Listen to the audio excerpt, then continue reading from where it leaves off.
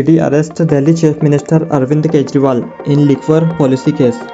The Enforcement Directorate (ED) on Thursday arrested Delhi Chief Minister Arvind Kejriwal in the money laundering case related to alleged liquor policy scam. Earlier today, a division bench of Delhi High Court refused to pass orders granting interim protection from action at this stage to Kejriwal in the case. Kejriwal has moved the Delhi High Court challenging the summons issued to him by the Central Probe Agency.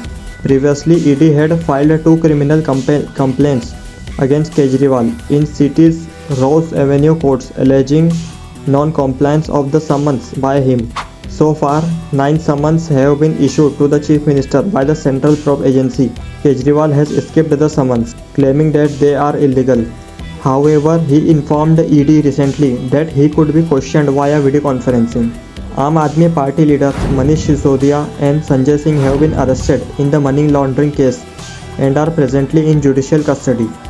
ED has alleged that the excise policy was implemented as part of conspiracy to give wholesale business profit for 12% of certain private companies, although such a stipulation was not mentioned in the minutes of the meeting of the group of ministers.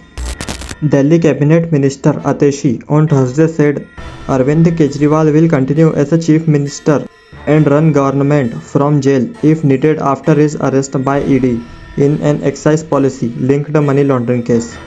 She also said that the Aam Aadmi Party has moved the Supreme Court against the action by the federal agency. He will continue as the Chief Minister of Delhi. If need be, he will run the government from jail. There is no rule that stops him from ruling the government from jail.